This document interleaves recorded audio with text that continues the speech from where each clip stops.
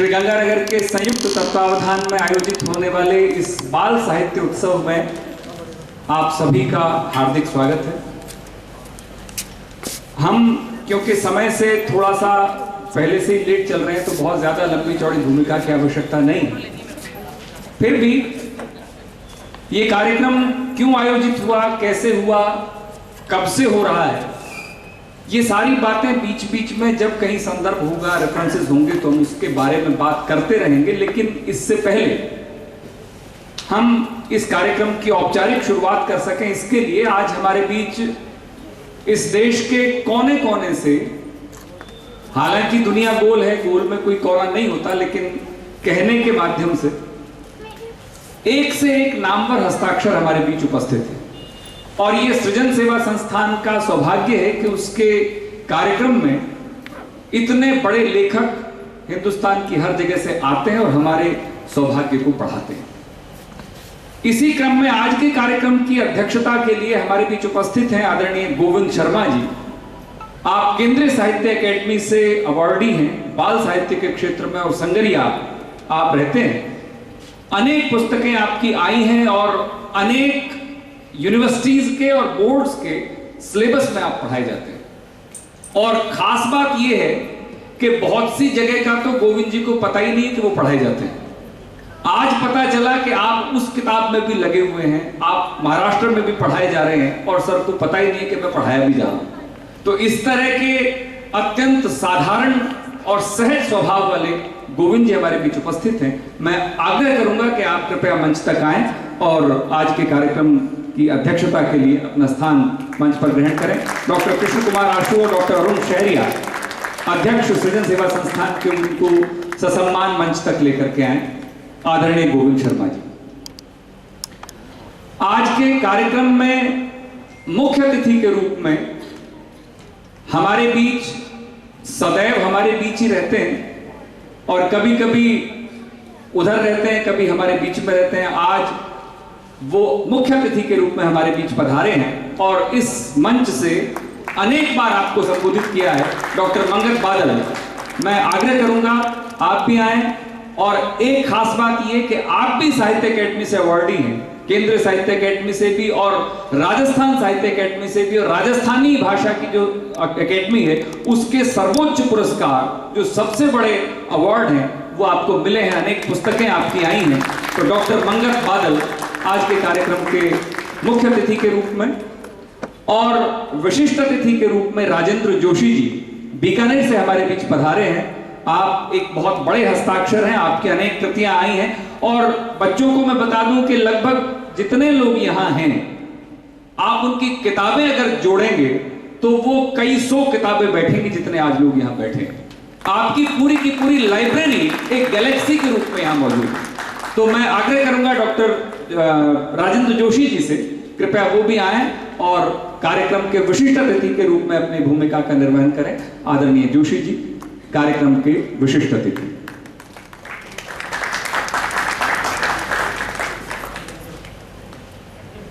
नहीं, ऐसी कोई परमानेंट जगह नहीं, 2-3 मिनट ही बैठना है, फिर आपको माल्यार्पण के लिए बुला लेता हूं। ये दीप प्रज्वलन के लिए यहां तो मैं एक बार माल्यार्पण का कार्यक्रम, पहले दीप प्रज्वलन, आप सभी अतिथियों से मेरा निवेदन है कि आप कृपया यहां दीप प्रज्वलन करें और फिर हम इस कार्यक्रम की शुरुआत कर सकें।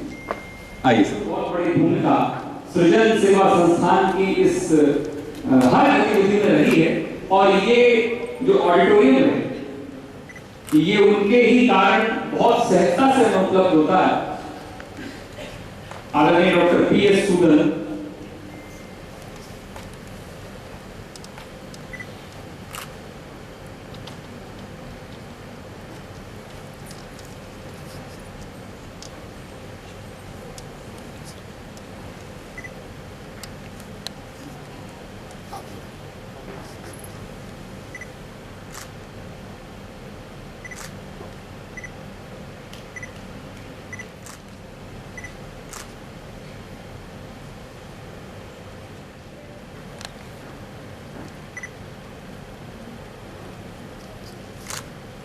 समाज अतिथियों से और सूरज सर से मेरा आग्रह है कि आप कृपया मंच तक आएं और अपना स्थान एक बार ग्रहण करें। एक बार यहाँ पर सर।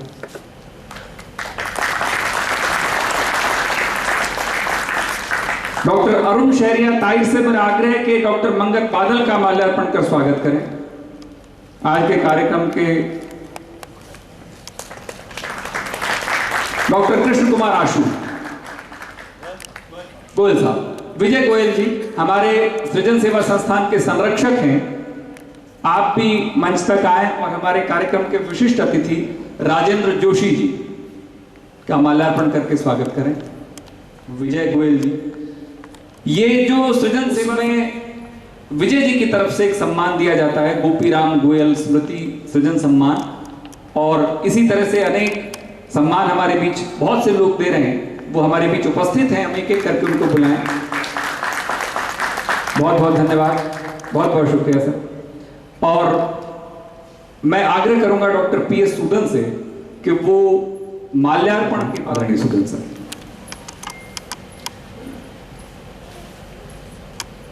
आज का दिन निश्चय ही एक बहुत बड़ा दिन है हमारे लिए, हमारे शहर के लिए, विशेषकर हमारे बच्चों के लिए। देश के इतने विख्यात साहित्यकार आज यहाँ हमारे बीच में उपस्थित हैं। निश्चय ही हमारे पास शब्द नहीं है कि किस तरह से मैं अपने उद्गार व्यक्त करूं। ये हमारे लिए एक बहुत बड़ा दिन है। अभी कुछ दिन पहले कुछ बच्चों ने मुझे फीडबैक भी दिया था कि इस तरह के जब साहित्यकारों से वो मिलते हैं तो उनका एक मानसिक विकास होता है, एक सोचने का स्तर उनका बढ़ता है। ऐसा किसी बच्चे ने मेरे को लिखा था। उसकी ये बात मुझे छू गई और मुझे हमेशा अच्छा लगता है कि इतने बड़े साहित्यकार जो समाज का दर्पण होते हैं वो इस शहर में आते हैं, हमारे इस प्रांगण में आते हैं। उनका हृदय से स्वागत करता हूँ। पुनः स्वागत, बहुत बहुत धन्यवाद आपका। बहुत बहुत धन्यवाद सर। जिस तरह का इनिशिएटिव नोस्गे स्कूल ने लिया और जितना, मैं इसमें कोई संशय नहीं है कि जितना स्पेस लिटरेरी एक्टिविटीज को, रंगमंच को इस स्कूल में दिया गया उसका कोई कंपैरिजन किसी और स्कूल से पॉसिबल ही नहीं। जितने नियमित अंतराल पर यहां कार्यक्रम हुए और उसी के कारण इन बच्चों को इस देश के बड़े से बड़े साहित्यकार से मिलने का अवसर मिला है, उसी कड़ी में आज की भी एक श्रृंखला है और मुझे विश्वास है कि ये यात्रा अनवरत जारी भी रहेगी। ये यात्रा शुरू कहां से हुई, सृजन सेवा संस्थान शुरू कैसे हुआ, ये परंपरा सम्मानित करने की कैसे पड़ी, किस भाव से पड़ी, मैं इसके लिए संक्षिप्त सा परिचय आपको देने के लिए संस्था का और इस कार्यक्रम का मैं उस व्यक्ति को निमंत्रण दे रहा हूं मंच पे जिनकी वजह से सृजन सेवा संस्थान जो है वो लगातार आगे बढ़ रहा है, और उस शख्स का नाम है डॉक्टर कृष्ण कुमार आशु। तो वो इस संस्था के पहले अध्यक्ष, अब सचिव, और सचिव और अध्यक्ष केवल नाम की चीजें हैं, दरअसल सृजन सेवा संस्थान की धुरी डॉक्टर कृष्ण कुमार आशु हैं। मैं उनसे निवेदन करूंगा कि वो आएं और संक्षिप्त सा परिचय, कार्यक्रम की रूपरेखा आप लोगों के सामने रखें। उसके बाद हम फॉर्मली इस कार्यक्रम को धीरे धीरे शुरू करेंगे। सम्मानित मंच और सामने उपस्थित विद्वान साथियों, प्यारे बच्चों, मैं आपको ज़्यादा विस्तार से बात नहीं करूंगा आपके साथ, क्योंकि हम पहले ही बहुत लेट हो चुके हैं और ज़्यादा देरी करना उचित नहीं है। लेकिन मैं आज के दिन जब भी हम सालाना उत्सव मनाते हैं तो मैं याद करता हूं कि सृजन सेवा संस्थान शुरू कैसे हुआ। मुझे याद आता है मेरा एक दोस्त, जो मेरा ही नहीं हम सबका बहुत अच्छा दोस्त था, खास तौर से सूदन जी का तो बहुत प्रिय था। उसका नाम था राकेश शर्मा। राकेश शर्मा गंगानगर की पत्रकारिता और साहित्य के क्षेत्र में बहुत बड़ा सितारा था, ऐसा सितारा कि जिसको भगवान ने उम्र तो मात्र 44 वर्ष दी थी, लेकिन उन 44 वर्षों में अपने सृजन के माध्यम से वो पूरे देश में पहचाना गया था। आप कल्पना कीजिए कि हिंदुस्तान का कोई भी हिंदी का समाचार पत्रिका ऐसी नहीं थी जिसमें राकेश शर्मा न छपा हो। सारिका, धर्मयुग, साप्ताहिक हिंदुस्तान, दिनमान, ये उस जमाने में पत्रिकाएं खूब चलती थी, जिसमें छपने के लिए साहित्यकार तरसते थे। उनका एक सपना होता था कि काश धर्मयुग एक बार हमारी एक रचना छापते। धर्मवीर भारती जिसके संपादक हुए, कमलेश्वर जिसके संपादक हुए सारिका के, उन पत्रिकाओं में राकेश शर्मा लगातार छपते रहे, अनेक बार छपते रहे और हास्य व्यंग करने में ऐसे माहिर कि आप पढ़ करके चौंक जाते हो। एक छोटी सी बात, आज का माहौल बहुत, मैं इस माहौल की बात नहीं कर रहा हूँ, माहौल मीन्स इस देश के माहौल की बात कर रहा हूँ। आज हमारे देश का माहौल बहुत तनाव में है, सांप्रदायिकता बहुत तेजी से अलगाव बढ़ रहा है। हिंदू है, मुसलमान है, हम भाई भाई वाली बात रही नहीं है। उस जमाने में भी कभी कभी जब ये बात उठती थी तो व्यंग के रूप में उन्होंने एक पंक्ति, एक व्यंग लिखा। आप ये देखिए कि राष्ट्रीय एकता की प्रतीक श्रीदेवी। आप सोच सकते हैं मैंने क्या बोला है? राष्ट्रीय एकता की प्रतीक श्रीदेवी, मतलब श्रीदेवी का हिंदू भी दीवाना है, मुसलमान भी दीवाना है, सिख भी दीवाना है, ईसाई भी दीवाना है। वो हमारे देश की राष्ट्रीय एकता की प्रतीक बन गई। मतलब एक व्यंग कर रहा है वो आदमी, इतना बढ़िया व्यंग कोई सोच नहीं सकता। तो ऐसे भाई राकेश शर्मा के साथ मिलकर के हमने सृजन सेवा संस्थान की शुरुआत की थी विधिवत रूप से। और यही कहा जाता था कि यार आशु, अपने को तो ये काम करना है, अब तू अपने संस्था बना ली। वैसे ही बात करते थे हमेशा ही, ठीक है आज मैं इसको अध्यक्ष और तू सचिव, बस पक्को, और अपन की जरूरत ही नहीं, अपन दो ही आदमियाँ। तो हम दोनों ने मिलकर के इस संस्था की शुरुआत की थी सबसे पहले। लेकिन दुर्भाग्य से 2005 में भाई राकेश हमारे बीच नहीं रहे, तो अचानक कैंसर की बीमारी से उनका निधन हो गया। उसके बाद मैं अकेला पड़ गया, लेकिन मेरे साथ बहुत सारे मेरे मित्र थे, मेरे साथी थे, जिन्होंने मुझे कहा कि नहीं आप अकेले हो नहीं, हम साथ हैं। और हमने 2006 से इसकी फिर से शुरुआत की, मतलब दूसरा चरण शुरू हुआ, तब मुझे इसका अध्यक्ष बनाया गया और संदेश त्यागी को इसका सचिव बनाया गया। तब हमने जो शुरुआत की, फिर इसका विधिवत रजिस्ट्रेशन हुआ संस्था का। आज हमारे सोसाइटी एक्ट में इसका दर्ज है, बकायदा पंजीयन है। और उसके बाद से हम लगातार ये काम करते रहे। अभी वर्तमान में भाई अरुण शहरिया ताइर अध्यक्ष हैं और मुझे सचिव का दायित्व सौंपा गया है। जैसा कि भाई संदेश ने बताया कि ये अध्यक्ष या सचिव ये सिर्फ औपचारिक पद हैं, लेकिन मुख्यतः काम जिसने करना है, जैसे उदाहरण के तौर पर आज की तारीख में भाई संदेश त्यागी संस्था में किसी पद पर नहीं हैं, लेकिन संदेश त्यागी के बगैर सृजन सेवा संस्थान की कल्पना नहीं की जा सकती, एक कदम नहीं चल सकता सृजन सेवा संस्थान। तो मैं भी कई बार मित्रों से कहता हूं कि मैं भी अगर मैं किसी पद पर नहीं रहूंगा तब भी सृजन सेवा संस्थान चलता रहे, काम करता रहे। मित्र लोग कहते हैं नहीं कोई बात नहीं, आप कभी पद पे रहेंगे नहीं रहेंगे, लेकिन हम काम ऐसे ही करते रहेंगे जैसे पिछले 25 साल से यह संस्था काम कर रही है।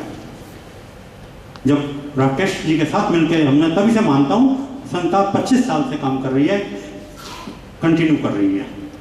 और वर्तमान में हमारे उपाध्यक्ष भाई भूपेंद्र सिंह जी हैं, आप भी बहुत कोऑपरेट करते हैं, बहुत सहयोग हमें देते हैं। संरक्षक मंडल में विजय कुमार जी गोयल साहब हैं, सुदन साहब हैं, गोविंद जी हैं, मंगत बादल जी हैं। आपका सहयोग हमें निरंतर मिलता है। आपके मार्गदर्शन के बगैर अब मार्गदर्शक मंडल कह रहा हूँ तो आप कुछ और मत समझ लेना कि भी मार्गदर्शक मंडल में तो कुछ और लोग बैठे हुए हैं, तो जो फिर वो सिर्फ जहाँ बैठे हो वहीं बैठे हैं। तो मार्गदर्शक मंडल मीन्स हमारा वास्तव में मार्गदर्शन होता है, हमें टोका भी जाता है, हमें कहा भी जाता है कि नहीं ऐसा नहीं, ऐसा करना चाहिए। हम अपने बुजुर्गों का, जो हमारे बहुत सीनियर हैं, गोविंद जी हैं, मंगत जी हैं, हम इनका मार्गदर्शन प्राप्त करते हैं और आगे बढ़ते हैं। भाई अरुण जी के नेतृत्व में यह टीम काम कर रही है। जो पुरस्कारों की जो बात है, 2006 में हमने सृजन सम्मान देने शुरू किए थे। सबसे पहले जब राजस्थान साहित्य अकादमी का पहली बार हमें सृजन को संभागीय सम्मेलन मिला था, तब हमने इसकी शुरुआत की थी। तो हमने बीकानेर संभाग के चारों जिलों के एक एक साहित्यकार को सृजन सम्मान प्रदान किया था, जिसमें सबसे गंगानगर जिले का जो है मोहन जी आलोक जनकराज पारिक जी को था, और हनुमानगढ़ जिले का गोविंद शर्मा जी को था, और चूरू जिले का सीताराम महर्षि को था, और हनुमानगढ़ जिले का अपने चंद्र यादव जी को था, यादवेंद्र चंद्र शर्मा को था। इन लोगों को पहली बार सृजन सम्मान प्रदान किया गया था 2006 में। उसके बाद तब ये बिना राशि के सम्मान थे, कोई राशि नहीं दी जाती थी, लेकिन जैसे जैसे हम आगे बढ़े हमें सहयोग मिला, और उसके बाद हम लोग पुरस्कार के रूप में, सम्मान के रूप में कुछ राशि भी प्रदान करने लगे। आज की तारीख में हम 9 सम्मान चला रहे हैं। हम क्या चला रहे हैं, सब मिलकर के चला रहे हैं। तो उनमें माया मोहन आलोक सम्मान 11,000 रुपये का है, जो इस बार हम आदरणीय मधु आचार्य आशावादी जी को दे रहे हैं बाल साहित्य पर। हर साल हमारे ये जो सम्मान हैं, ये जो पुरस्कार हैं, ये सारे के सारे हर साल किसी एक विधा पर केंद्रित होते हैं, जिसमें से हमने 4 विधाएं तय कर रखी हैं: कहानी, कविता, व्यंग और बाल साहित्य। हर साल इन चारों में ही ये पुरस्कार दिए जाते हैं। और एक बार जैसे अब बाल साहित्य का मिला है पुरस्कार आज, तो 4 साल बाद बाल साहित्य का नंबर आएगा, इसके बाद कहानी का, कविता का, ऐसे नंबर आते हैं। तो ऐसे ही विजय गोयल जी अपने पिताजी की स्मृति में गोपीराम जी गोयल सृजन कुंज सम्मान 11,000 रुपये का देते हैं। तो इस बार 2 साहित्यकारों को में बराबर बांटा जा रहा है। जयपुर से सावित्री चौधरी जी हमारे बीच हैं, और हनुमानगढ़ से नरेश मेहन जी हैं। इन दोनों को यह दिया जा रहा है। एक सुरजाराम जालीवाला सृजन सम्मान है, 5100 रुपये का है, जो 5100 रुपये के 2 जगह दिए जाते हैं, एक हिंदी में और एक राजस्थानी में। तो इस बार हिंदी का जो है वो दौसा से भाई अंजीव अंजुम को दिया जा रहा है, और राजस्थानी का चूरू से ओम प्रकाश जी तंवर साहब को दिया जा रहा है। साहित्यिक पत्रकारिता का सम्मान हमारे मित्र संदीप अनेजा जी के आग्रह पर शुरू किया गया था पिछले साल से। तो इस साल उनके पिताजी की स्मृति में सुभाष चंद्र अनेजा साहित्यिक पत्रकारिता सम्मान, जो भोपाल से विकास दवे जी को दिया जा रहा है। और एक सम्मान जो आलोचना के नहीं वो सॉरी मैं गलत बोल गया, साहित्यिक पत्रकारिता सम्मान भीलवाड़ा से हमारे बीच मौजूद भैरूलाल जी गर्ग साहब को दिया जा रहा है। और एक सम्मान जो है आलोचना विधा पर है, वो आलोचना विधा का सम्मान है गीता भाटिया स्मृति सम्मान, जो हमारे मित्र साहित्यकार साथी युवराज जी भाटिया अपनी पत्नी की स्मृति में प्रदान करते हैं। वो भोपाल से विकास दवे जी को दिया जा रहा है। और एक सम्मान हमारे माता रामदेवी वागीश्वरी सम्मान है, जो 5100 रुपये का है, जो महिला के लिए आरक्षित है, जो उस जिस भी वर्ग में ये दिया जाता है उसमें महिला को ही प्रदान किया जाता है। वो इस बार संगीता सेठी को दिया जा रहा है। बम्बई से आप पधारी हैं, बाल साहित्य में आपकी 4-5 पुस्तकें आ चुकी हैं, आपको प्रदान किया जा रहा है। यह पुरस्कार अंशुल आहूजा, रवि आहूजा और यशस्विनी आहूजा, ये पोते पोतियाँ हैं रामदेवी जी की, इनकी तरफ से दिया जा रहा है। और एक सम्मान माता जसवंत को प्रोत्साहन सम्मान है 5100 रुपये का। यह पुरस्कार इस बार कुसुम अग्रवाल जी कांकरोली से हमारे बीच मौजूद हैं, उनको दिया जा रहा है। और यह पुरस्कार दिया जाता है सृजन सेवा संस्थान के उपाध्यक्ष और इस इलाके के वरिष्ठ रंगकर्मी आलोचक भाई भूपेंद्र सिंह जी की तरफ से, उनके परिवार की तरफ से। तो ये कुछ सम्मान हैं जो हम निरंतर कोशिश कर रहे हैं कि नियमितता बनी रहे, हालात जैसे भी हों इसे चलाए रखें और कोशिश रहे कि भी इस साहित्य के क्षेत्र में हमारे इस शहर की थोड़ी पहचान बने। और मुझे बताते हुए खुशी है कि ये पसीना बेकार में नहीं बहा है। इस पसीने की खुशबू आज इस देश के दूर दूर तक में महसूस की जा रही है। और ये मासिक कार्यक्रम हम पिछले 8.5 साल से चला रहे हैं। 94 महीने से चल रहा है। हर महीने का पहला रविवार फिक्स है। और आपको हैरानी होगी कि हिंदुस्तान के दूर दूर से लेखक हमें फ़ोन करके कहते हैं, अरे भैया हमारा नंबर कब लगा रहे हो।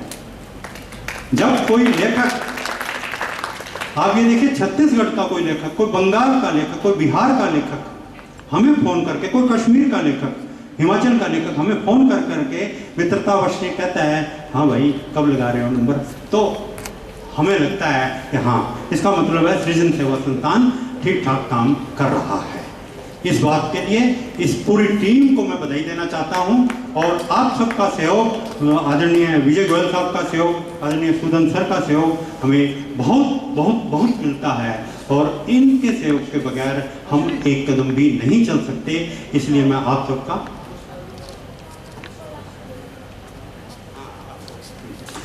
और एक अभी मैं भूल रहा था, क्योंकि बगैर लिखे और यह सारा कुछ जबानी सीधे चलती है बात, अरुण जी ने मुझे याद करा दिया।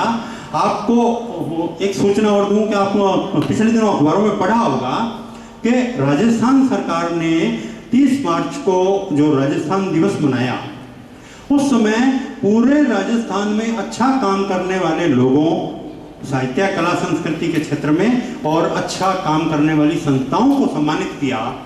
उसमें सृजन सेवा संस्थान को ये सम्मान प्रदान किया गया। अभी 31 मार्च को जयपुर में बुला करके यह सम्मान बीडी कल्ला जी के हाथों से, शिक्षा मंत्री हैं हमारे, उनके हाथों से, कला संस्कृति मंत्री का विभाग भी उन्हीं के पास है, उनके हाथों से यह सम्मान हमें प्रदान किया गया, इस संस्था को प्रदान किया गया। और यह सब आपके सहयोग से संभव हो पाया है। मैं उम्मीद करता हूँ कि यह सहयोग निरंतर बना रहेगा। समय मैंने ज़्यादा ले लिया है, उसके लिए क्षमा चाहता हूँ। धन्यवाद आशु जी, आपने पूरी यात्रा बताई, उसके साक्षी बहुत से लोग रहे। कितनी परेशानियां आई, कितने लोग विरोध में भी आए, सब ये नेचुरल प्रोसेस है। लेकिन यहाँ का ध्येय था, और मुझे याद है किसी की पंक्तियां कि कश्ती भी नहीं बदली, दरिया भी नहीं बदला। कश्ती भी नहीं बदली, दरिया भी नहीं बदला, हम डूबने वालों का जज्बा भी नहीं बदला। कश्ती भी नहीं बदली, दरिया भी नहीं बदला, हम डूबने वालों का जज्बा भी नहीं बदला। और है शौक सफर ऐसा, एक उम्र हुई हमने, मंजिल भी नहीं बदली, रास्ता भी नहीं बदला। तो हम मंजिल तक पहुंचे, हमने रास्ता उस डेडिकेशन का, उस हार्ड वर्क का नहीं छोड़ा और उसकी गूंज सुनाई दी। और आज हम उसी खुशी को आपके साथ शेयर किया।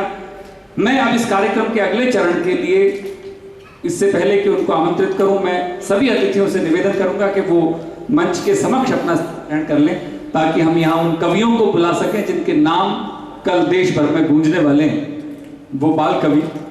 तो सभी से मेरा आग्रह है कि आप कृपया मंच के समक्ष आ जाएं। आइए सर। इसके 3 चरण।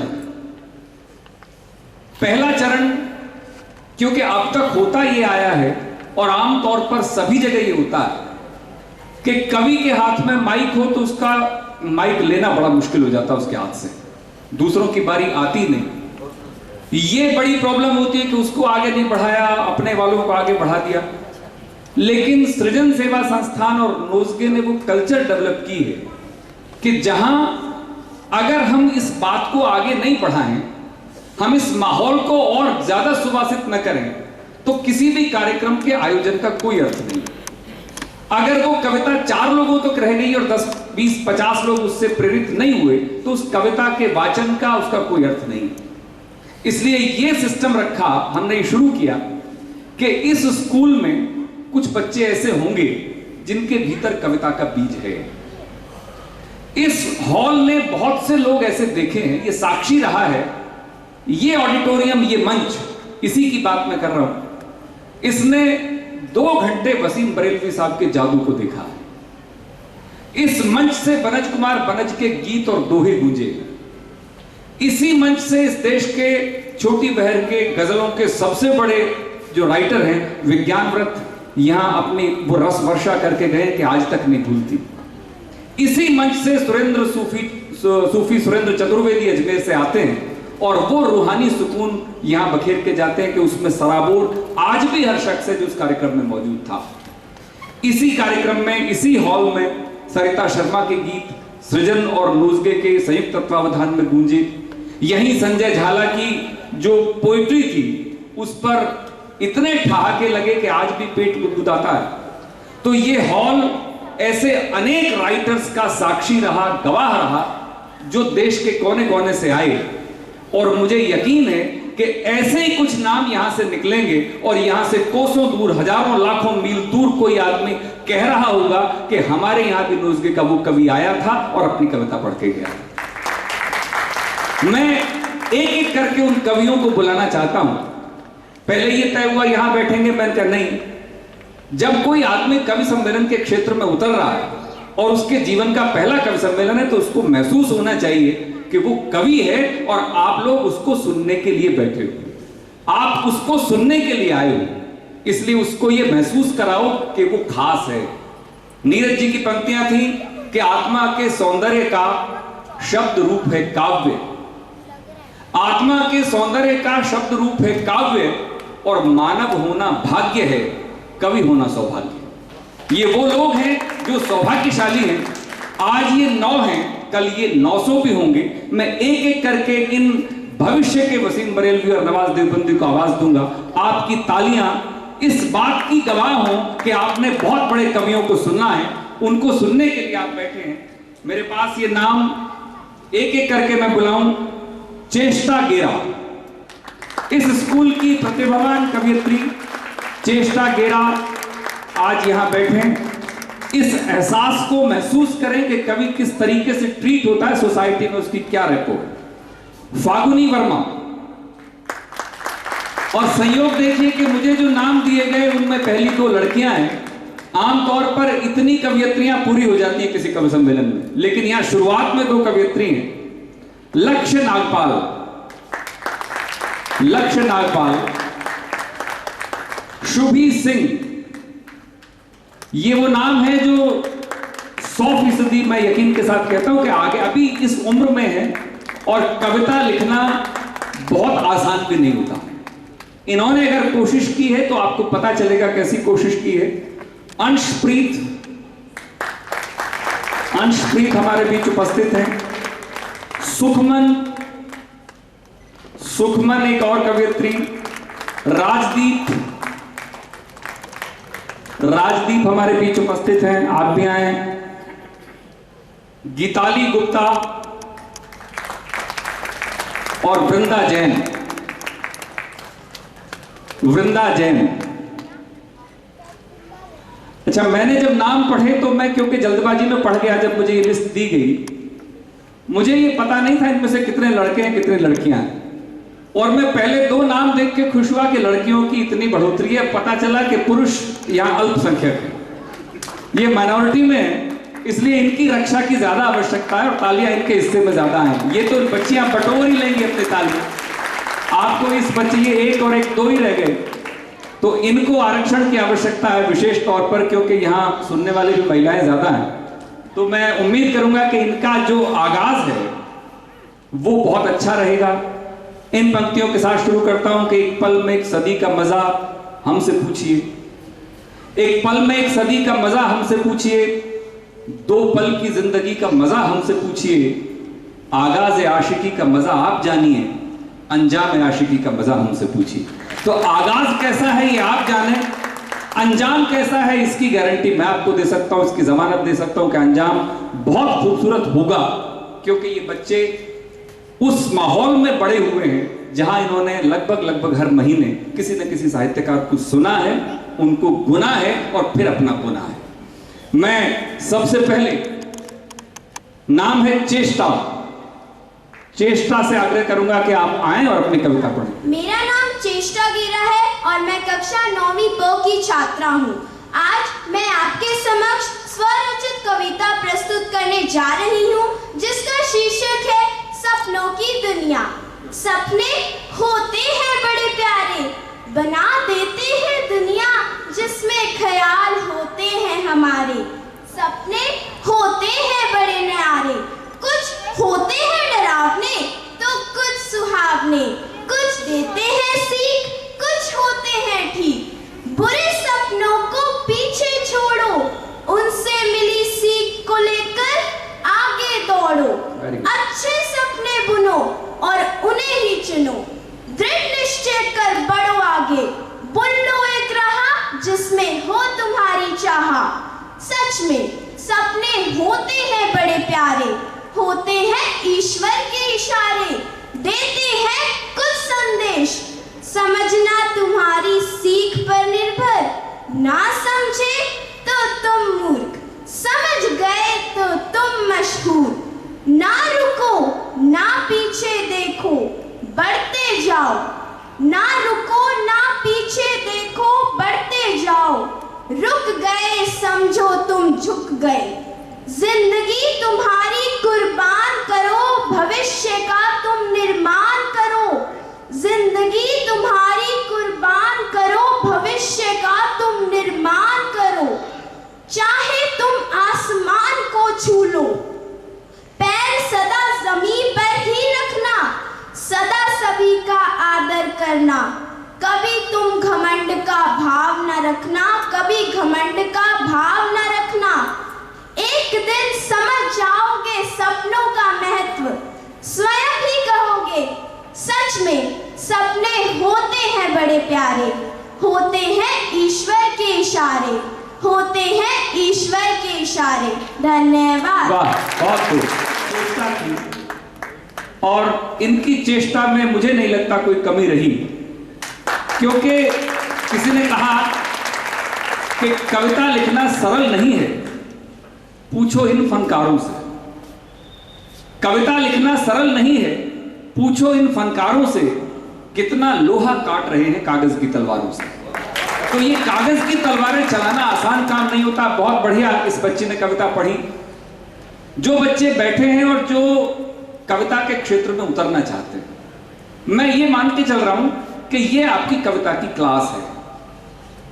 इसलिए थोड़ा थोड़ा एक बार के लिए कमेंट में ये चाहता हूं, ये कहना आपके इस मंच के हवाले से, कि कविता का मतलब कुछ न कुछ सोसाइटी को देना है, और वो कुछ न कुछ पॉजिटिव होना चाहिए। अगर आप कविता में नेगेटिविटी कर रहे हैं तो आप कवि होने के धर्म को नहीं निभा रहे। ये बहुत खूबसूरत बात थी कि एक सकारात्मक सोच इसने दी, इस बच्ची ने, और अपने सपनों को लक्ष्य मान करके और उनके पीछे चलने के लिए अच्छा बुरा ये जस्टिफिकेशन दिया। ऐसा नहीं कि सपने देखे तो साकार करने दौड़ पड़ो, उसको जस्टिफाई करो वेदर इट इज राइट और रॉन्ग। ये खास बात कविता की है। वो धीरे धीरे उसमें कशीदाकारी हो जाएगी, उसमें बहुत सारे सुधार हो जाएंगे, लेकिन जो तत्व है कविता का वो बहुत खूबसूरत और बहुत अच्छे तरीके से परफॉर्म किया हुआ। एक बार जोरदार तालियों के साथ इस बच्ची का स्वागत। फाल्गुनी हमारे बीच हैं। फाल्गुनी। नमस्कार, मेरा नाम फाल्गुनी वर्मा है। मैं कक्षा 10वीं स की छात्रा हूँ। मेरी कविता का शीर्षक है नारी। सचेत होने की है घड़ी, अब तू हो जा खड़ी। इन जंजीरों को तोड़ दे, खगबन आसमां को जोड़ दे। अगर तू होगी आबाद तो जहां कर देगा बर्बाद। तुझे सताएगा, जिंदा जलाएगा, पर तेरी खूबी न बताएगा। क्या बताऊं मैं, कदम कैसे बढ़ाऊं मैं। खौफ से भरी हूँ मैं, खुद को भूल गई हूँ मैं। इस जहां से डरी हूँ मैं, खुद को कैसे समझाऊं मैं। क्यों है तू सहमी डरी, क्या नहीं अहमियत तेरी। क्या याद नहीं वो छबीली की कहानी, वो किरण बेदी की जुबानी। क्या करूं मैं, कैसे परिंदा बन उड़ूं मैं। क्यों है तू चुप, याद कर सीता का दुख। मत भूल पुरुषवादी है ये समाज, तेरी कामयाबी पर उंगली उठाएगा। तू चलेगी तो तेरा साया बन तेरे पीछे आएगा और हर कदम पे तुझे नीचा दिखाएगा। तेरे घावों पर खुशी मनाएगा, तेरी चुप्पी पर सवाल उठाएगा। ए नारी उठा आवाज, वरना हर कदम पे लड़की को सहना पड़ेगा तिरस्कार। धन्यवाद। यही है, लेकिन इस समाज में ये स्थिति नहीं है। इसमें पुरुष पीड़ित है, महिला वो भारी है, और पुरुषों को, उनको, महिलाओं को, बच्चियों को पुरुषों का आभारी होना चाहिए कि ये इस कवि सम्मेलन में हौसले के साथ बैठे हैं। तो एक बार जोरदार तालियां इस बच्ची के लिए जिसने ये बात कही। दौर बदलेगा, ऐसी कोई स्थिति नहीं, और हर दौर में ये चीजें घटती हैं, लेकिन बहुत पॉजिटिव अप्रोच है और सोसाइटी एजुकेशन से बदलती है।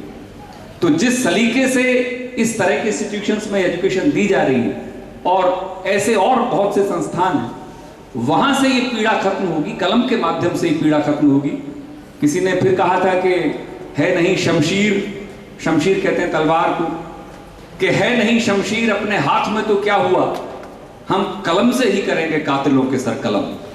तो कातिलों के सर कलम कलम से ही किए जा सकते हैं, और बहुत अच्छी लेखनी आपकी चली। लक्ष्य नागपाल, लक्ष्य नागपाल का स्वागत करें। इधर वाला सेक्शन जोरदार स्वागत करें, आपके ग्रुप का है। और कंपटीशन रखो, इधर से तालियां ज्यादा आती हैं, किधर से तालियां ज्यादा आती हैं। लक्ष्य। नमस्कार, मेरा नाम है लक्ष्य नागपाल, मैं कक्षा 7वीं का छात्र हूँ। आज मैं अपनी स्वरचित कविता का पाठ आपके सम्मुख करने जा रहा हूँ। हमें गर्व है कि हम इस स्वतंत्र भारत का हिस्सा हैं। कुछ लोगों के लिए तो हम सिर्फ एक किस्सा है। हमारा मकसद उन लोगों को दिखाना हार का शीशा है। अगर कोई किसी मुसीबत में हो या कोई किसी को सताता है तो हमें करनी अच्छी लगती उसकी सहायता है। हमारी मिट्टी हमारी माता है, हमारी मिट्टी हमारी माता है। हमें हमारा तिरंगा बहुत भाता है। हमें अपना रास्ता बनाना आता है, और यही जुनून हमें भारतीय कहलाता है। हम अपने देश के लिए अपनी जान तक कुर्बान कर सकते हैं। हम अपने देश के लिए अपनी जान तक कुर्बान कर सकते हैं, और अगर हमें कोई कमजोर समझे तो हम उसे मुंहतोड़ जवाब भी दे सकते हैं। हमारे साथ हमारी देवता है, और पूरी दुनिया में प्रसिद्ध हमारी एकता है। हम वो देश है जो हार कर भी हार नहीं मानते, बल्कि हार से सीख लेकर अगली बार और मेहनत करके जीत के दिखाते हैं। जय हिंद, जय भारत। शुक्रिया। बहुत बढ़िया, बहुत अच्छे। इस बच्चे ने वो बात की जिसकी आज सख्त जरूरत है। जो आशु जी अपनी बात कर रहे थे अपने वक्तव्य में कि क्या माहौल है, आपने कहा कि पूरी दुनिया में हमारी एकता प्रसिद्ध है नहीं है, ये एक चर्चा का विषय है, लेकिन होनी चाहिए। इस देश की एकता प्रसिद्ध होनी चाहिए। और जब आप कह रहे हैं बच्चे ने, बिल्कुल, और मैं इसलिए कह रहा हूं कि मैं इसको कवि सम्मेलन मान लेता अगर यहां सारे के सारे लोग बड़े जो अनुभवी हैं उस तरह के होते और कई सारे रस होते। ये बच्चे हैं, इनका पहला कवि सम्मेलन है, कवि सम्मेलन ही कह रहा हूं। इन्होंने लिखना सीखा है, यहां से ये एक रास्ता तय करेंगे, एक दिशा पकड़ेंगे, और यहां आपके रेस्पॉन्स पर तय होगा कि ये आगे क्या लिखें, कैसे परफॉर्म करें। इसलिए जिम्मेदारी आपकी भी बराबर है इनका हौसला बढ़ाने की। मैं एक बात और कह दूं कि इस बच्चे ने बात बहुत बढ़िया की देश की। जब आप कोई नारा सुनते हैं, जब आप कोई बात करते हैं, जब आप कोई बात पढ़ते हैं, कहीं देश शब्द आता है, तो उस देश के मायने, उस देश का अर्थ अपने दिमागों में क्लियर रखना कि देश का मतलब केवल वो बाउंड्री नहीं है। हमें केवल सीमा, देश का मतलब वो केवल एलओसी या एलएसी नहीं है। देश का मतलब लोग हैं, देश का मतलब मैं और आप हैं, देश का मतलब इस देश में रहने वाला हर रिलीजन है, हर कल्चर है। इसलिए सबका जब इंक्लूजन होगा तब ये देश बनेगा, एक्सक्लूजन होकर देश नहीं बनता। तो अगर देश समझना हो, देश को बचाने का मतलब केवल सीमाएं बचाना नहीं होता, देश को बचाने का मतलब लोगों को और हमारी साझी संस्कृति को बचाना होता है। तो इस बच्चे ने बहुत बढ़िया बात की, और सबसे खास बात इनकी ये है कि इनकी रचनाएं स्वरचित हैं, स्वचोरित नहीं। स्वचोरित इसलिए नहीं है, मैं एक जगह बैठा और शायद सुंदरम जी थे या मेरे साथ डॉक्टर अरुण शहरिया जी थे, बहुत बड़ा एक कार्यक्रम था पूरे राजस्थान के रेवेन्यू डिपार्टमेंट का, कोई कार्यक्रम डीएवी स्कूल में हुआ, कई साल हो गए। तो उसमें हजारों लोग जितने भी रेवेन्यू डिपार्टमेंट में काम करते हैं वो आए। उस कवि सम्मेलन, वहां एक कविता की प्रतियोगिता हुई, उसमें निर्णायक बना दिया गया, मैं था और शब्द शहरिया जी थे या सुंदरम जी थे और विद्यासागर जी थे, मुझे ध्यान। वहां पढ़ने गए कविता और कहें कि ये मेरी स्वरचित कविता है, और अपनी कविता पढ़ के आ गए। वो जो कविता उन्होंने पढ़ी वो मेरे मित्र की लिखी हुई थी, मैं जानता था। मैंने पूछा ये आपकी है? बोले जी हाँ मेरी है। मैंने कहा मैं बात कर रहा हूं किसकी है? मैंने फोन मिलाया, उस कॉम्पिटिटर की बात करा दी जिनकी कविता थी। अब वो बेचारे शर्माए। दूसरे आए, ये मेरी कविता है। मैंने कहा फिर मेरे बाई चांस ऐसा संयोग बैठा कि जो 2-3 थे, फिर वो एक ने कहा जी ये मेरी स्वचोरित कविता है, स्वरचित नहीं।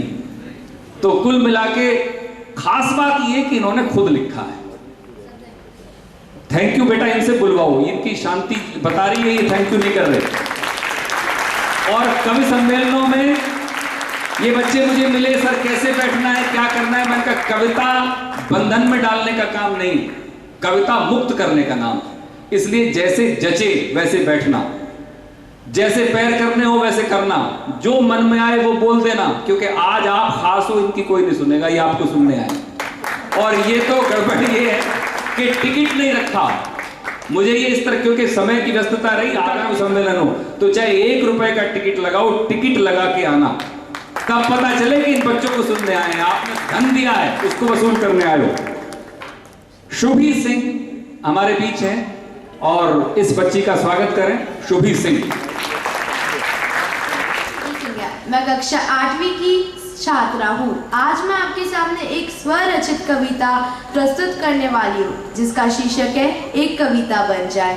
कलम को पकड़ना कुछ इस तरह कि उंगलियां भावुक होकर खुद बोल उठे, बहते हैं जो रगों में ये जज्बात है दबे हुए, खुद ही सही में घुल जाए। पर लिखना कुछ इस तरह कि दिल हो हल्का जरा, लिखना कुछ इस तरह कि शब्दों से एक दुनिया बन जाए, लिखना कुछ इस तरह कि एक कविता बन जाए। धन्यवाद। बहुत अच्छा, बहुत अच्छा। देखिए ये बात खास है, इस कवि सम्मेलन में आपको वो विषय भी मिलेंगे जो बड़े बड़े कवि सम्मेलनों में नहीं मिलेंगे। वहां आपको पॉलिटिक्स पे कविता मिलेगी, आपको नेताओं पे कविता मिलेगी, वही कविता, वही चुटकले, वही घिसे पिटे सब्जेक्ट। कविता विषय पर कविता नहीं मिलेगी। और वो इस बच्ची के, इससे पहले कविताएं लिखी हैं या पहली कविता है ये? पहली कविता है। और कविता इसने विषय चुना है, ये अच्छी बात है। और अब कविताएं बनती रहेंगी, आप निश्चिंत रहो, दिल हल्का भी होता रहेगा, सारी चीजें बढ़िया होती रहेंगी। आपको बधाई बहुत बहुत। अंशप्रीत कौर। अंशप्रीत। मेरा नाम अंशप्रीत है और आज मैं आप सबके सामने कविता प्रस्तुत करने जा रही हूँ, जिसका शीर्षक है अगर तुम ना आते कोरोना। हाथ जोड़कर करते हैं नमस्कार, क्योंकि हाथ हम मिला सकते नहीं, परंपराओं हो गए थे सब भूल।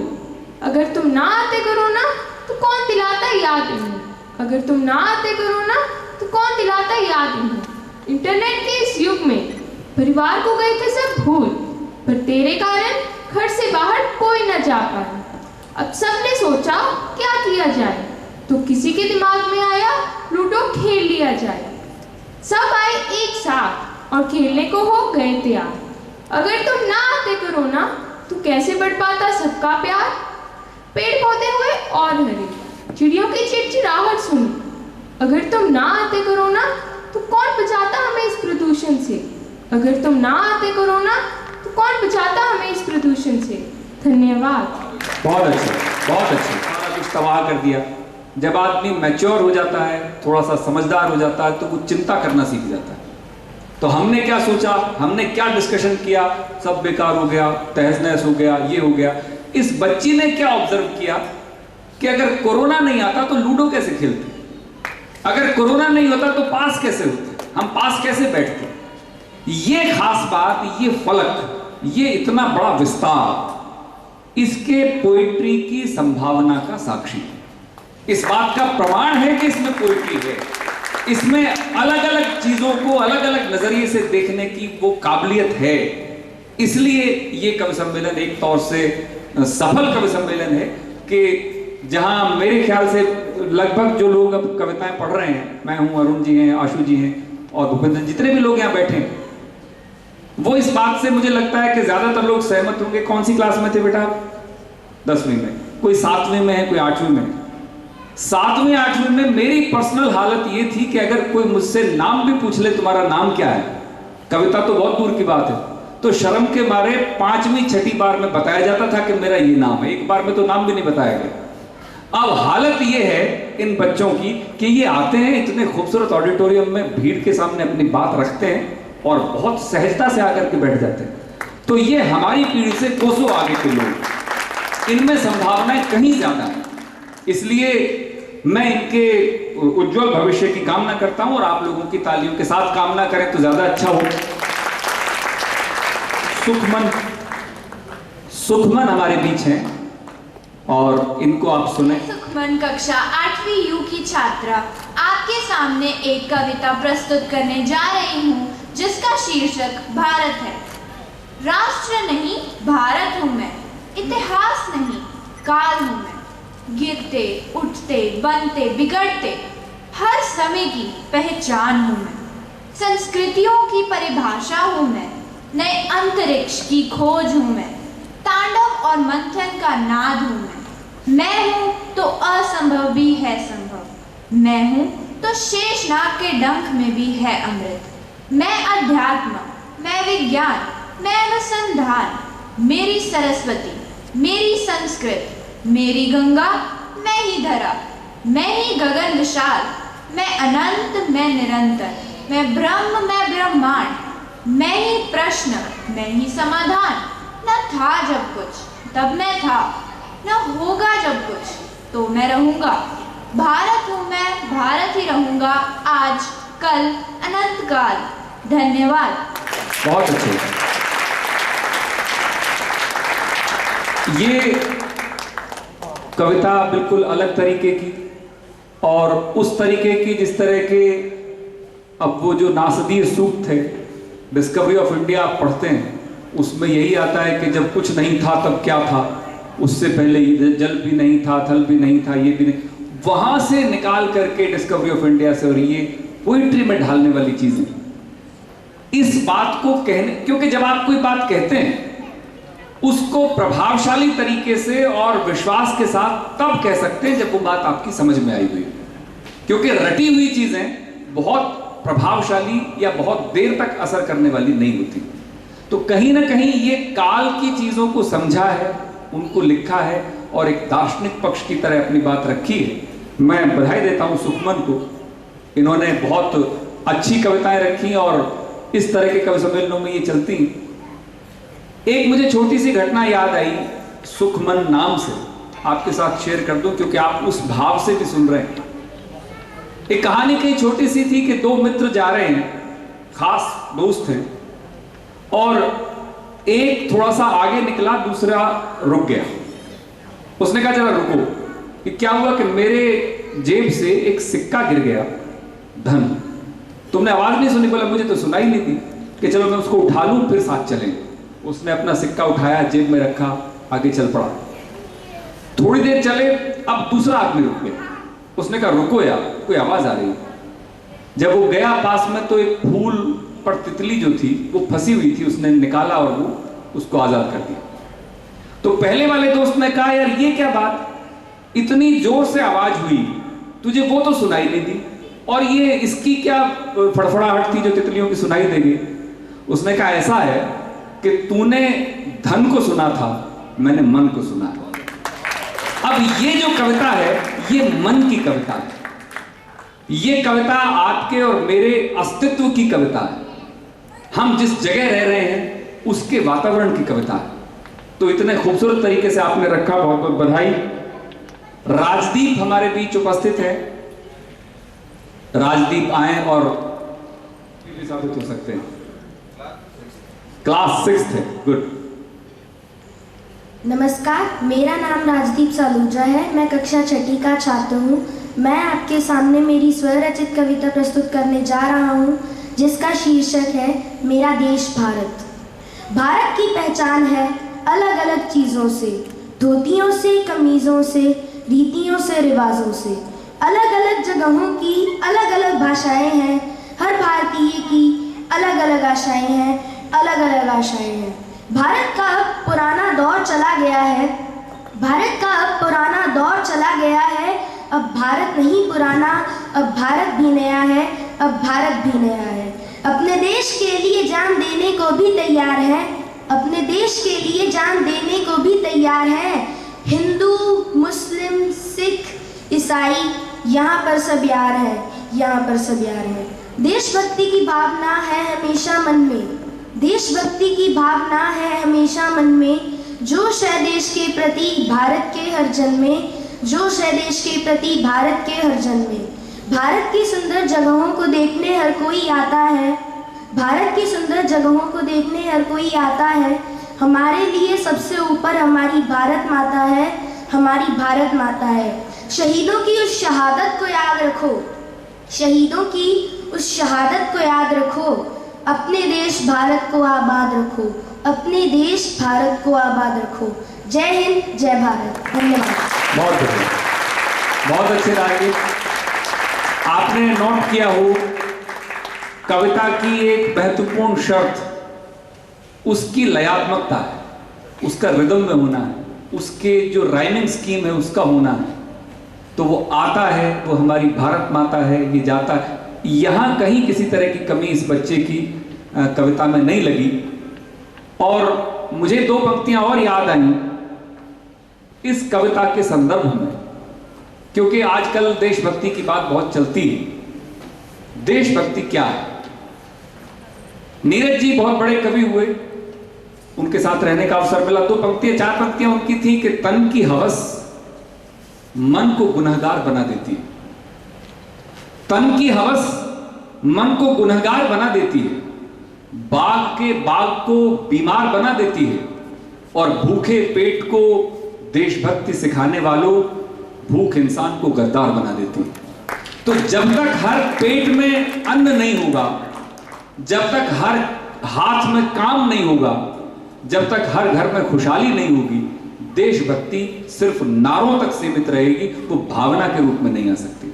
इसलिए सबसे पहले इन चीजों पर ध्यान देने की आवश्यकता है। और इसमें कोई शक नहीं कि हर दौर पिछले वाले दौर से बेहतर सुविधाओं की बात करता है, उसको करनी भी चाहिए। और हमें और आपको एक जागरूक नागरिक होने के नाते उस पर नजर भी गड़ाए रखनी चाहिए कि वो कर भी रहे हैं कि नहीं कर रहे।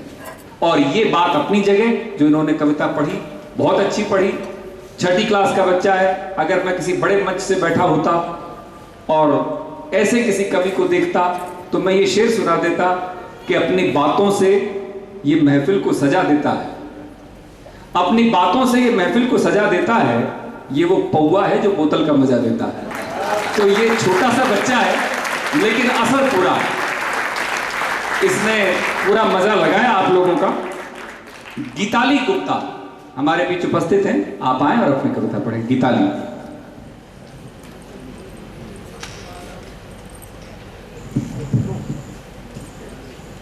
नमस्कार, मेरा नाम गीताली गुप्ता है और मैं कक्षा 9वीं स की छात्रा हूँ। आज मैं आपके समक्ष एक स्वयं रचित कविता प्रस्तुत करने जा रही हूँ, जिसका शीर्षक है धरती। धरती केवल सूर्य का चक्कर खाती एक गेंद नहीं, यह है जन्नत वही जिसके हैं हम साथी, यह है वो माँ जिसके हैं हम बच्चे, मन के सच्चे इरादे के पक्के। धरती का कोना कोना खुशियाँ हम तक लाता, धरती के बिना मनुष्य संभव नहीं हो पाता। लेकिन एक प्रश्न है जो अभी भी उत्तरित नहीं, कि हमने धरती को क्यों काटा, क्यों इसे महाद्वीपों में बांटा, क्यों हमने अपनी ही माँ का गला घोटा, क्यों हमने अपनी ही जन्नत को आग में झोंका। दिन रात होती यहाँ गद्दारी, क्या बिगड़ गई है दुनिया सारी। गरीब आदमी भूखा है सोता, फिर क्यों अमीर एक आइसक्रीम पर रोता। यह सब ढोंग ना होता, यह सब ढोंग ना होता अगर भ्रष्टाचार का रोग ना होता। यह सब ढोंग ना होता अगर भ्रष्टाचार का रोग ना होता। क्या हमने अपनी नैतिकता की फसल को अच्छे से नहीं है जोता कि दिन रात एक ना एक लड़की का बलात्कार है होता? क्या अब केवल नाम की रह गई है सरकार? क्या अब केवल नाम की रह गई है सरकार? लेकिन मनुष्य यहाँ भी खुश ना हुआ। मनुष्य यहाँ भी खुश ना हुआ तो उसने वातावरण पर आक्रमण किया, प्रदूषण फैलाया, पेड़ पौधे काटे, मनुष्य ही जला डाला, उसने देशों को बांटा। लेकिन यहाँ भी मनुष्य का ना भरा जी, यहाँ भी मनुष्य का ना भरा जी तो उसने शहरों को बांटा कस्बों में, जब तक न रोई साथी। जो सीमा रंगभेद पर लगानी थी वह लगाई प्रेम भाव पर, जो सीमा रंगभेद पर लगानी थी वह लगाई प्रेम भाव पर, जो सीमा लड़ाई पर लगानी थी वह लगाई खुशियों पर। अभी भी मनुष्य का न भरा जी, अभी भी मनुष्य का न भरा जी तो शुरू हुई तैयारी युद्ध की। जर्मनी, जापान, फ्रांस और ब्रिटेन को बांटकर भी न मिली खुशी संतुष्टि की, न मिली खुशी संतुष्टि की जो अब रशिया यूक्रेन पर उतर पड़ी। दुखी हुई दुनिया सारी, अनेक हुई बैठ के वह बमबारी। लेकिन एक प्रश्न, वह एक प्रश्न रह गया अनउत्तरित। क्या थी गलती धरती की जो हमारे खेलों में वह मरी? क्या थी गलती धरती की जो हमारे खेलों में वह मरी? बहुत अच्छे, बहुत बढ़िया, बहुत अच्छे तालियां। ये हौसला इवैल्यूएशन करें तो अपनी गलती भी देखें। अक्सर क्या है कि हमने अपने जिम्मेदारी दूसरे पर थोप दी, इसने नहीं किया, उसने नहीं किया।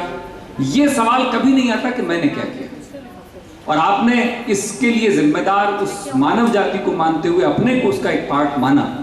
ये एक कवि का विश्लेषण हो सकता है, इसमें कोई शक नहीं। बहुत खूबसूरत बात आपने करी है। और एक बात, क्या नाम की रह गई है सरकार? ये वो तेवर है जो कवि के पास होना चाहिए। ये कहा जाता था शुरू में और अब से 8-10 साल पहले तक कि कवि जो होता है वो सरकार के सामने स्थायी विपक्ष होता है। अब ये तेवर बदल गए, बदल रहे हैं बहुत सी जगह, लेकिन कवि को अब सरकारों के पास अपना बजट है। आप जगह जगह देखोगे अरबों रुपए का बजट इस सरकार या उस सरकार, सबके पास होता है अपनी उपलब्धियां बताने के लिए। वो आपको अपनी रौ में बहाती। सवाल ये है कि अगर वो कहीं गलत कर रहे हैं तो उसको कौन इंगित करेगा? उसकी जिम्मेदारी किसकी? अपनी कमी वो तो बताएंगे नहीं। उसके लिए सबसे बड़ा जो जिम्मेदारी थी, सबसे बड़ी, वो साहित्यकारों के पास, कलमकारों के पास थी। वो अब धीरे धीरे धीरे धीरे गायब हो रही। यहां वो एक अग्नि है, वो दिखाई दी कि आप सरकार से सवाल कर सकते हैं। जब ये जज्बा है तो आप कवि हैं, इसमें कोई शक नहीं। आपने हौसला दिखाया और उस कवि होने की चिंगारी को अपने भीतर बनाए रखिएगा। इस कवि सम्मेलन के आखिरी कवि के रूप में वृंदा जैन, और कवि सम्मेलन में आखिरी कवि किस हैसियत का होता है ये आपको, जो लोग आगे बैठे उनको तो बताने की आवश्यकता नहीं है। सबसे वरिष्ठतम जो कवि होता है, जिसको सुनने के लिए आप बैठे होते हैं, वो कवि आखिर में आता है। तो वृंदा का नाम तो लॉटरी में आया, लेकिन ये इस कवि सम्मेलन की सबसे बड़ी कवयित्री के रूप में स्थापित हो रही है। तो आप इन्हें मन से सुने और जोरदार तालियों के साथ सुने। माइक इनका चलेगा, करके देखो बेटा एक बार। नमस्कार, मेरा नाम वृंदा जैन है और मैं कक्षा 10वीं की छात्रा हूँ। आज मैं आपके सामने एक कविता प्रस्तुत करने जा रही हूँ जिसका शीर्षक है सांप्रदायिकता। उन्नति के पथ में फिर एक बड़ा अवरोध है आया, संकट के बादलों का अंधकार है फिर से छाया। भारतवर्ष के सामने आ खड़ी है एक चुनौती, पूछती है भारत से क्या जीत पाओगे या भुला दोगे जो मंजिल है उन्नति। कहती है चुनौती भारतवर्ष से, नाम है सांप्रदायिकता मेरा, एकता को खंडित करना काम है मेरा। कहती है ललकारते हुए ये चुनौती, कहती है ललकारते हुए ये चुनौती, क्या मिटा पाओगे सांप्रदायिकता, बचाओगे भारतवर्ष की एकता। सांप्रदायिकता की अग्नि आज हर हृदय में जल रही, राष्ट्र की एकता महत्वपूर्ण नहीं रही। अपना धर्म सर्वश्रेष्ठ यहाँ हर मानव के लिए, यहाँ हर कोई है पहले हिंदू, मुस्लिम, सिख, ईसाई। व्यथा से पीड़ित आज फिर भारत माता है, जिनके आंचल से हमारा सबसे पहले नाता है। लेकिन विषाद में भी भारत माँ को मुस्कुराना आता है। कहती है माँ भारती, सुन ऐ सांप्रदायिकता रूपी चुनौती, मत कर गुमान इतना। मेरे प्यारे बच्चे तुझे इसका भी जवाब देंगे। उठ खड़े होंगे, फिर से एकता दिखा देंगे। आंखों पर बंदी है जो सांप्रदायिकता की पट्टी, उसे फिर से गिरा देंगे। ना कोई हिंदू, मुस्लिम, सिख, ईसाई, हम हैं भारतीय सबसे पहले, ये जग को दिखला देंगे। एक है अखंड हम, ये दुनिया को दिखला देंगे। एक है अखंड हम, ये दुनिया को दिखला देंगे। शुक्रिया। बहुत अच्छे, बहुत अच्छे। ये जिस जगह कार्यक्रम को पहुंचना चाहिए था, और जैसे आमतौर पर आजकल हम देखते हैं कि वीर रस का कवि आखिर में आता है और वो सारी की सारी तालियां बटोर के ले जाता है, तो वो काम इन्होंने किया। बहुत ही बढ़िया। और ये बहुत अच्छा कार्यक्रम, आप अभी यहीं रहें, क्योंकि एक चीज मुझे अभी रचना मैम ने बताई और वो बड़ी प्रसन्नता होती है इस बात की भी। अरुण जी और मैं और कई आशु जी कई कवि सम्मेलनों में, मंगत जी कितनी बार जाते हैं। अब बात कर लेते हैं भाई कविता पढ़ने के बदले कितना पैसा मिलेगा। अब वो दौर मुझे याद है आपकी बात सुन के, जब पेरेंट्स कविता पढ़ने के पैसे देते थे कि इतना नलायक है, तो पढ़ के सुनाएगा तो 2 रुपए मिलेंगे, याद करेगा तो मिलेंगे। कभी ये जीवन में सोचा नहीं कि कविता लिखने के, कविता पढ़ने के, मंचों से जाने के पैसे भी मिलते हैं। धीरे धीरे पता चला। मुझे ध्यान है जब पहली बार रेडियो स्टेशन गया तो उन्होंने मुझे चेक दिया, बैंक में खाता ही नहीं था, 178 रुपए मिले। मुझे लगा मुझसे लेंगे 178 रुपए रेडियो स्टेशन पे पढ़ने के। मैंने कहा जी इसका कि इसको बैंक में लगाओ, आपके खाते में आएंगे। तो मुझे पता चला कि कविता पढ़ने के पैसे भी मिलते हैं। नहीं तो अब तक तो यही सुनते थे कि इसको बंद करो, काय की कविता। अब यहां इन बच्चों का पहला कवि सम्मेलन है और मैं और अरुण जी और आप जितने लोग ये पढ़ रहे हैं, हमें तो ध्यान है, मुझे मेरा पहला लिफाफा मतलब अब से 10, 12 साल, 15 साल पहले मिला हो। इन बच्चों को इस कवि सम्मेलन के कवि के रूप में उपस्थित होने के लिए रचना मैम ने मुझसे कहा कि इनको हम कवि के रूप में ट्रीट कर रहे हैं, तो उसी तरीके से जैसे प्रोफेशनल लोग करते हैं। मैं आग्रह करूंगा सुरेन मैम से कि वो मंच पे आए। सुरेन मैम हमारे बीच हैं, आप कृपया 5 मिनट में लिफाफा मिलता है। ये 100 मीटर रेस से भी बढ़िया। आप आइए मैम, और एक एक करके बेटा आप आओ, एक एक करके अपना नाम से आइए।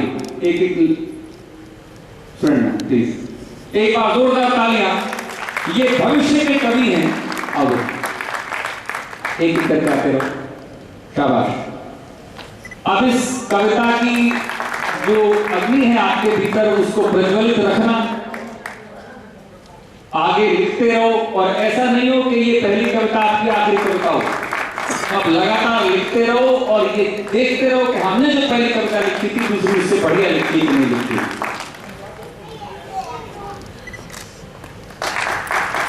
इसको संभाल के रखना, पार्टी वार्टी करना दूसरे पैसों से, इसको संभाल के रखना कि ये हमारी कविता के पैसे थे।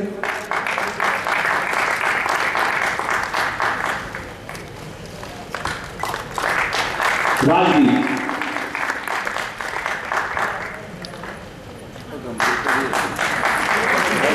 गंभीर कवि, बहुत बहुत धन्यवाद, बहुत बहुत शुक्रिया। और अब सभी कवियों को कविता पढ़ने के बाद मंच के सामने जाने